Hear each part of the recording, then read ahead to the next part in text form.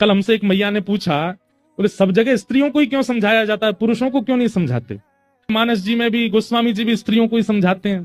बोले मंच पर कई वक्तागण हैं, वो यही बताते रहते हैं बहुओं को कैसे रहना चाहिए, बेटियों को कैसे रहना चाहिए, लड़कियों को कैसे रहना चाहिए। कभी महाराज जी किसी बेटा को क्यों नहीं समझाया जाता, किसी जमाई को क्यों नहीं समझाया जाता, किसी पिता को क्यों नहीं समझाया जाता? हम ही लोग क्यों समझने को बने? तो हमने यथामति यथा योग्य को उत्तर दिया। मैंने कहा मैया देखो, जब माँ बाजार जाती है ना और उसके दो बालक हैं, एक बड़ा एक छोटा, तो जब बालकों के हवाले घर छोड़ के जाती है बाजार, तो किसको समझा के जाती है, छोटे को कि बड़े को? बड़े को समझा के जाती है। सुन, मोटर बंद कर देना, एसी बंद कर देना, अंदर से किवाड़ लगा लेना, फोन अपने पास रखना, और ये छोटे भैया को भूख लगे तो बिस्किट खिला देना, और कोई भी आए दरवाजा मत खोलना। अब उस समय बड़ा रोने लगे, हर काम मुझे ही बताती, इसको बोल के जाओ ना, ये क्या करता है, पूरे दिन खड़ा रहता है, पूरे दिन सोता रहता है। तो माँ क्या कहती है, तू बड़ा है, तू बुद्धिमान है, तू ज्ञानी है, तू समझदार है, तू जिम्मेवार है। ये क्या, ये तो अबोध है। कुछ समझ आई? बताया उसी को जाता है जिसके ऊपर जिम्मेवारियां होती हैं। हमारी प्रार्थना वुमेन एम्पावरमेंट वाले, इतना ज्यादा ऐसे मत किया करो कि सब चीज हमें क्यों समझाते। अरे भाई, जिसके ऊपर जिम्मेवारी होती है समझाया उसी को जाता है। जो संभाल सकता है उसी को ही जिम्मेदारियां दी जाती हैं। एक माँ, एक महिला पूरे घर को संभालने की जिम्मेवारी रख सकती है। घर के बाहर तो कई बार मित्र भी शत्रु हो जाते हैं, पर घर के अंदर का यदि शत्रु हो जाए ना तो आपको कोई नहीं बचा सकता।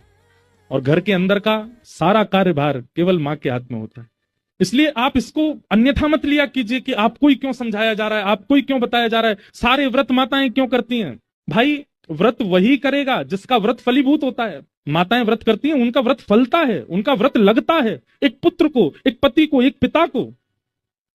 प्राचीन काल में जब फोन नहीं थे, पत्र नहीं होते थे, और उस समय यदि पति चार धाम यात्रा पर जाता था तो ऐसा हमने सुना है कि पूरे गांव के लोग रोते हुए विदा करते थे। क्यों? चार धाम यात्रा पर जा, पता नहीं वापस आएगा कि नहीं, फोन तो है नहीं, संपर्क तो होगा नहीं। पत्नी क्या करती थी? बोले पत्नी जितने दिन तक वो वापस नहीं आता था रोज व्रत करती थी, दिया जला करके बैठ जाती थी। क्यों? हमारे शास्त्रों में ऐसा वर्णन है कि व्यक्ति के प्राण दो चीजों से घटते हैं। दो व्रत सर्वोपरि माने गए हैं, और इन दो चीजों का अति सेवन करने से प्राण कम होते हैं, मतलब जीवन आयु कम होती है। पहला खाना और दूसरा बोलना। इसलिए मौन व्रत और अन्न व्रत, इनका प्रावधान है। जब आप अन्न सेवन नहीं करते हैं तो एक पूरा दिन जब आप अन्न नहीं खाते हैं तो एक दिन की आयु बढ़ जाती है।